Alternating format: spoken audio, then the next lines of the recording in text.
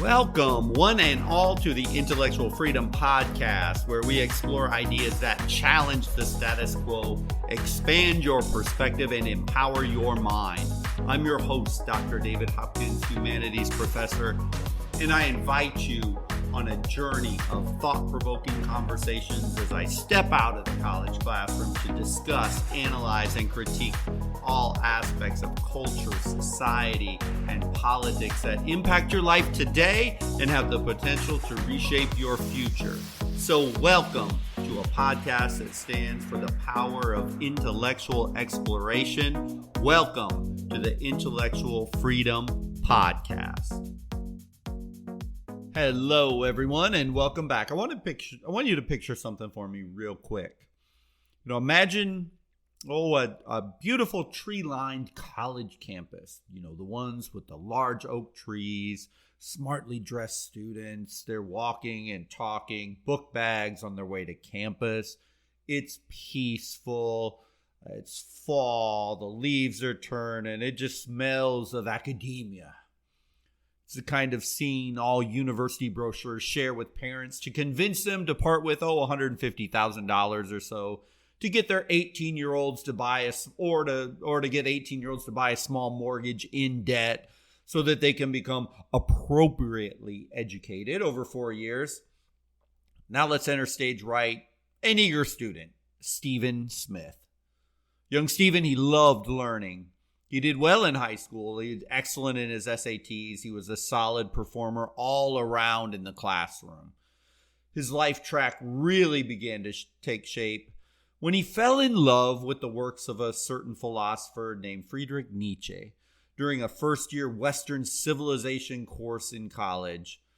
He wasn't necessarily expecting to fall in love with philosophy. He'd heard all the jokes about how the career path of a philosopher anywhere in the humanities, whatever, leads to being a Starbucks barista. So, anyway, he fell in love with philosophy. And driven by this passion, Stephen continued his academic journey. He went on to graduate school at the prestigious Stanford University, where he delved deeper into the world of ideas. After years of hard work and dedication, he proudly earned his Doctor of Philosophy. From Princeton is where he finished up. Super prestigious in the world of philosophy. The sky seemed to be the limit for young Dr. Stephen Smith, with the emphasis on Dr. Smith. With his newfound knowledge and a burning desire to contribute to the field, Stephen then, he took on a promising career. His dissertation, titled Hermeneutic Ontology Between Parmenides and Heidegger, was met with wild acclaim in the philosophical circles of academia, meaning, about 150 people or so. And he soon found himself on the tenure track, securing a place among the intellectual elite. The circle's small, but it's a circle full of quote-unquote elites. As the years passed, Dr. Smith continued to shine. His contributions to the philosophical community were very prolific. Publications gracing the pages of esteemed journals like the British Journal of Philosophy and Science and the Journal of Philosophical Logic. His ideas sparked lively debates among his colleagues, and he relished in the intellectual discourse. And did I mention that his CV was very impressive? Many budding young philosophy graduate students, they would love to have a CV like his. It was like almost 5 pages long, full of publications, etc., etc. Yet one fateful evening, imagine a cold winter night somewhere in the Northeast in one of those elite college towns. It's cold, it's dark, it's snowing. There's a swanky dinner party going on of a group of philosophers that are gathered by the window, and picture on the outdoors a scene like Manhattan, people walking by on the streets while he and his colleagues are warm and comfy in their finely upholstered seats, probably sipping martinis as a debate raged about a provocative and controversial article making this, that, or the other claim about the genesis of Kant's concept of life or whatever, blah, blah, blah. Dr. Smith, in the middle of this, became distracted, and he gazed out the window at the bustling city full of real people dealing with real life. Then it struck him like a thunderbolt. The overly dramatic discussions of abstract theories from dead philosophers in cushy offices or expensive restaurants, and the never-ending debates over epistemological meta-narratives or whatever, finally made him stop and think, were they really making any difference in the world? Were these intellectual endeavors that he was doing over and over again impacting the lives of anyone, anywhere outside of that circle? Overwhelmed by the feeling that his life's work had become meaningless, a mere exercise in academic mental gymnastics, Dr. Smith excused himself from the abstract conversations about dead philosophers and writers and returned home that night. He was just grappling with despair. So he put a pistol in his mouth and killed himself. The end. Don't get too distraught for good old Dr. Stephen Smith, because he isn't real. There was never a philosopher by that name at Princeton University, or at least one I ever heard of. However, the story serves as a metaphor that is the crux of my talk and my time with you today.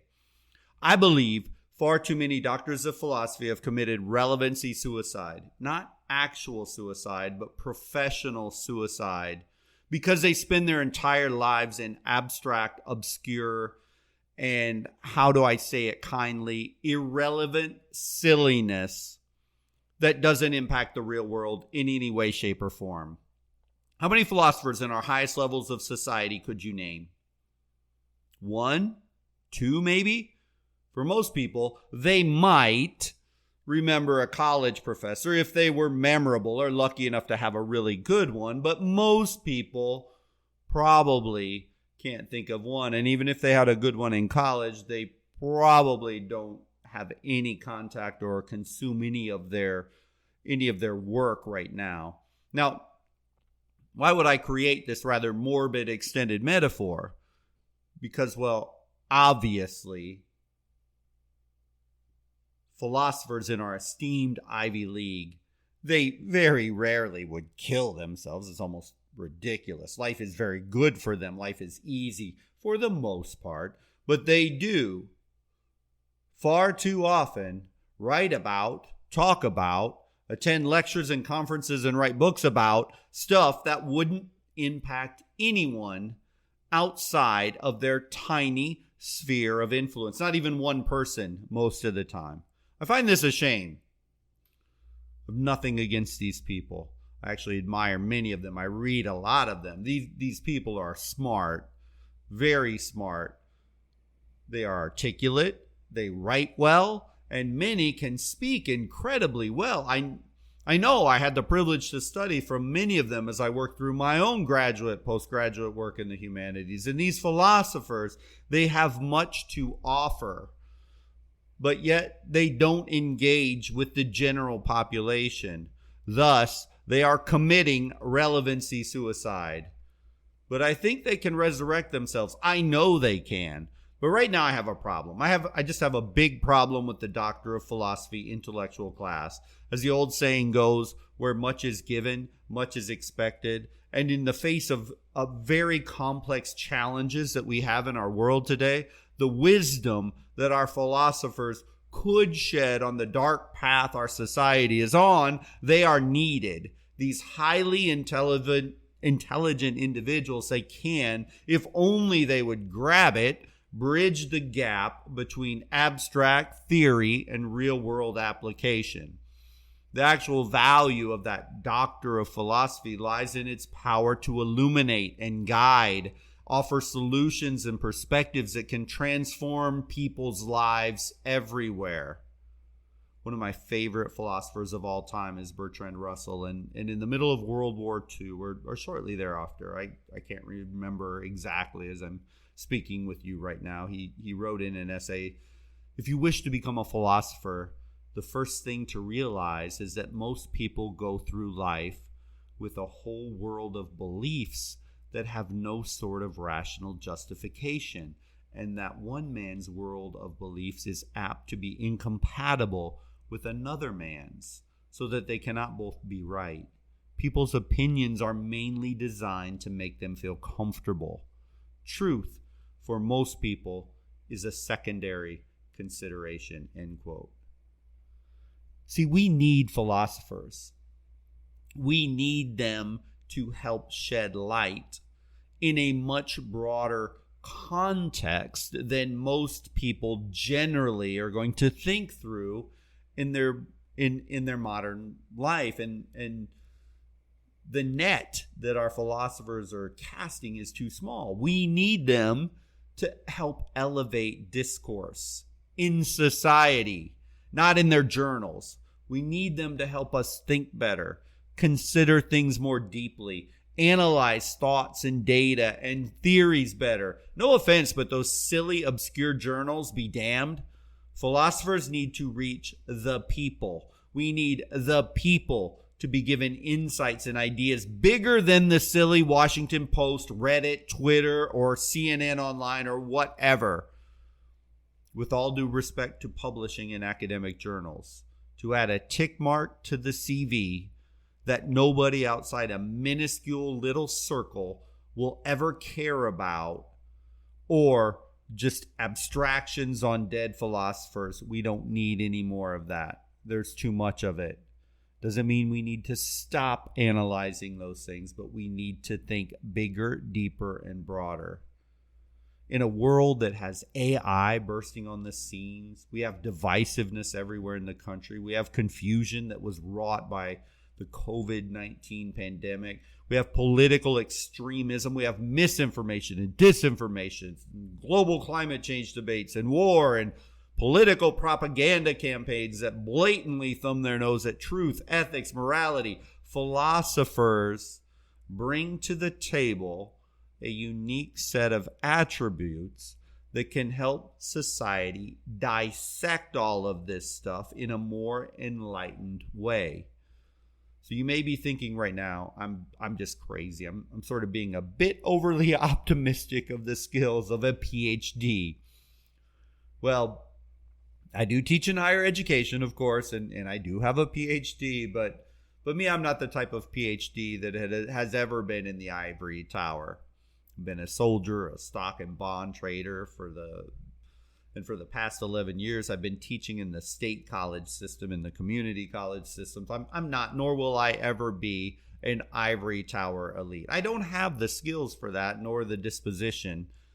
Heck, those who know me know that I spend the first part of every day in a UPS warehouse as a part-time gig, working from around 4 a.m. to 9 a.m. So understand that as I do have disdain for what philosophers are doing, I know in many ways they bring intellectual skills to the table that few can fully grasp, if only they would just step up to the plate.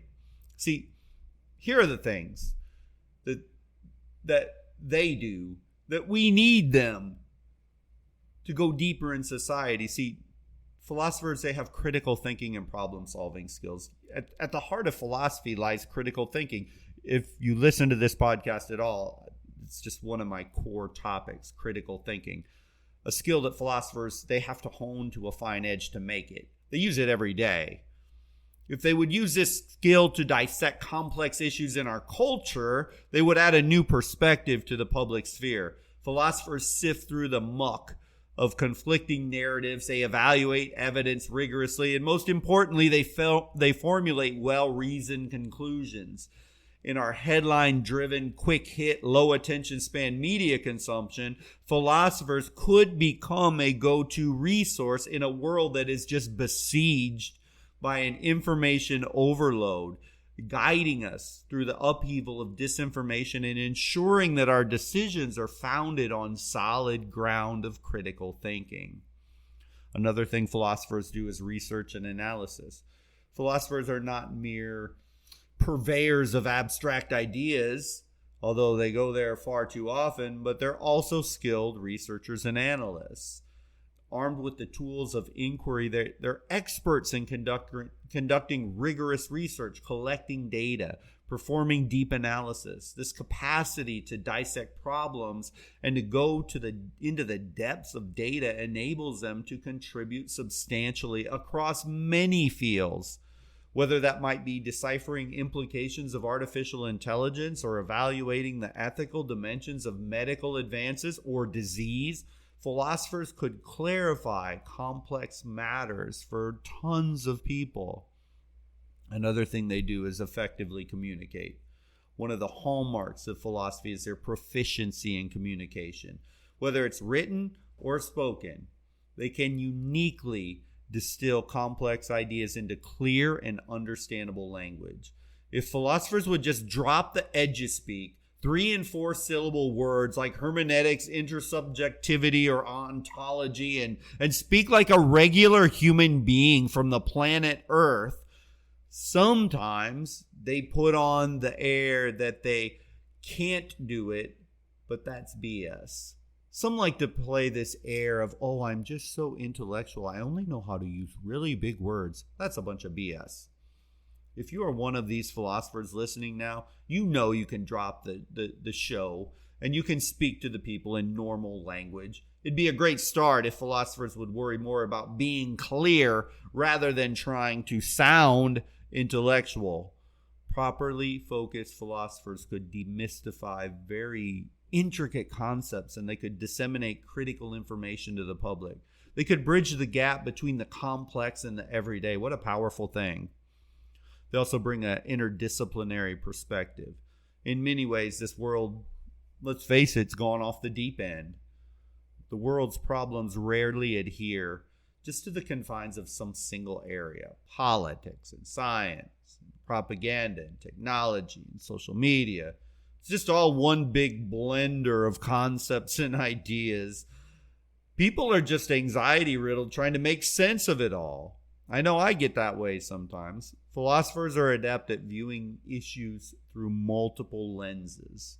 This cross-disciplinary perspective, it just allows philosophers to tackle multifaceted societal problems from different angles. They're trained to do so. Thus, they can generate comprehensive solutions. For instance, they can consider the scientific data and ethical, social, economic dimensions in addressing climate change or AI or the heat and drama over COVID vaccines, to name just some of the areas. The other thing is data analysis and interpretation. And, those philosophers, they excel in data analysis. In an era where data is a lifeblood of informed decision making, they have a knack for gathering, processing, interpreting vast sets of data and ideas and theories and philosophies. And that's a skill that's paramount importance in fields such as research and business and healthcare and policy making. Philosophers have this capacity to make decisions that are not just data driven, but also wisdom driven. That's grounded in ethical considerations and just a broader perspective. They can sift out insufficient data versus good data. Philosophers can contribute meaningfully to society by advancing knowledge, solving problems, fostering innovation, promoting informed decision making. The doctor of philosophy doesn't need to be a joke or who a college student listens to because they're forced to do so in some gen ed requirement. And they definitely do not need to be relics of the past. Still, they can have a very powerful voice in guiding us through the darkness of this uncertainty and this misinformation that's swirling everywhere. In a world that's marked by upheaval and confusion, these philosophers, they could be a steady hand on the ship's rudder. They could help us steer towards a brighter and a more enlightened future. Instead of this hot mess of anger and resentment and binary echo chamber silliness we see in our politicians, social media, and society in general. So philosophers, they need to step up. Socrates was a soldier. Confucius was a public servant and government official. John Stuart Mill served as a member of parliament. The philosopher and economist, Amartya Sen, a Nobel laureate, has combined his academic pursuits with practical contributions to society. His work on welfare economics and social choice theory, has informed policies to reduce poverty and inequality. The list goes on and on across history. Yet our philosophers, mostly, not all of them, stay curled up in their ivory towers, focused on silly CV entries, journals that nobody reads, or maybe even cowering in fear. Many, it might be fear of being canceled by elite institutions that have far too often abandoned free speech. Maybe it's complacency. Or maybe, and I hope not, they've become entirely apathetic to free speech and critical thinking. Or maybe they're completely,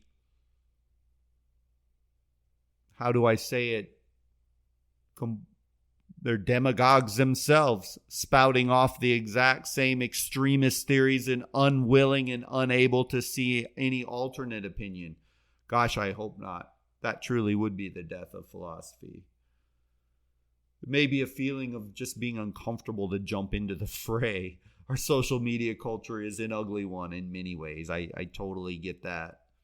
Yet, I wonder why so few get their voice out there, because we need them. Instead, they keep their heads down and live a life of relative ease in their tenured positions, making good money, letting their high-level skills rot. Yes, publishing in philosophy journals or other academic publications that touch nearly nobody but colleagues or other wannabe professors is letting your skills rot. There's so many options out there. Substack, YouTube, Discord, Rumble, X, or Twitter, or whatever you want to call it. Personal website, podcasting. They're all available to bring your talents to society, and they're basically free. Anybody can get their name out there. If only philosophers would reach out and grasp it. The key to getting our philosophers out there so people will pay attention is challenging. But philosophers need to change. Choose the media, choose the topic, then go. Yeah, you may never be Joe Rogan or Jordan Peterson garnering tens of millions of followers and downloads. But what if you could impact thousands? Heck, even hundreds of people with your analysis, with your wisdom, with your guidance, with your insights, with your help.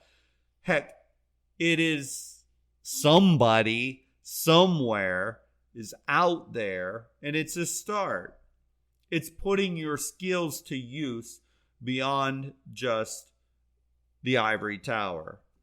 The key, and there is one key here, to make it work, be clear, not intellectual.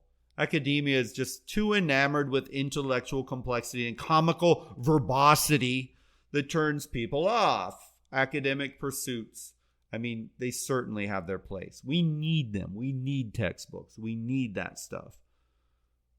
But it's better to prioritize clarity and communication with the real world when speaking to the people. Do that. There's an audience out there. Philosophers reaching outside the walls of higher education need to seek clarity over this intellectualism. This change in perspective alone, this one thing, it's going to foster understanding. It's going to bring togetherness. It's going to bridge divides. And it's going to ensure that the knowledge that you possess as a philosopher is accessible to a much broader audience, so they in turn can use it in their sphere of influence. And if you do that over and over and over again, now you're making a dent. Now you're making an impact. The hallmark of clear communication and being truly intellectual is the ability to convey ideas succinctly and comprehensively. You know this. Clear writing or speech, it just gets rid of ambiguity. It makes it easier for others to grasp intended messages. You get turned off by so many by the way that you speak, but you don't have to do that. If you would just turn that around, when you just think about this for just 1 second, all that jargon, all that overly complex language, all that intellectual discourse, it just alienates people. It kind of makes you, I hate to say it, a butt of far too many jokes. Creates this barrier for people to understand you and to engage with you. The efforts of any philosopher, if they don't get out of that little circle, that corrosive little circle, will be futile. If they don't change how to communicate and to match the environment. I mean, if you don't do that, the other option is relevancy suicide. Like our fictional philosopher, Stephen Smith. Philosophers, let me speak to you for just one moment. You're needed. You can bring great insight to the public sphere and discourse across many different areas. However, if you don't grasp that your significance is more remarkable than tenure, discussing dead philosophers in a journal, or building a well-polished CV, you will commit relevancy suicide. This decision would be a shame, as you have much to offer on a scale much grander than your college campus and writing some book or journal that nobody is ever going to read. Think bigger. Think more deeply. And for all your intellect, I think psychologically, too many of you are thinking far too small. Thank you for listening in today. I hope you've enjoyed this episode and leaves you with something you can take forward and utilize in your life, or maybe gives you a new perspective and understanding. You know, if every single day we just pick up a little bit of insight, knowledge, or spark of curiosity, then by the end of the year we'll be miles ahead of where we are right now. So I encourage you to continue nurturing your curiosity with an open mind and an open heart. If you found value in our discussions and want to stay connected, don't forget to hit the subscribe button wherever you listen to podcasts. By subscribing, you never miss an episode. Oh, and one more thing, consider subscribing to my newsletter. A link is provided in the show notes. I publish articles, discuss books I'm reading, provide curated content directly to your inbox, and it's always free 100% of the time. And just as I despise being spammed in my inbox, I promise I never sell your information and I won't abuse your time by sending you stuff constantly. So as we wrap up today's journey, remember that the pursuit of knowledge and understanding knows no bounds. Keep exploring, keep questioning, keep pushing the boundaries of your intellect. Together, we're creating a community that values ideas and fosters intellectual freedom. Until the next time, keep your mind open, your heart curious, and your spirit free. Thank you for being part of the Intellectual Freedom Podcast.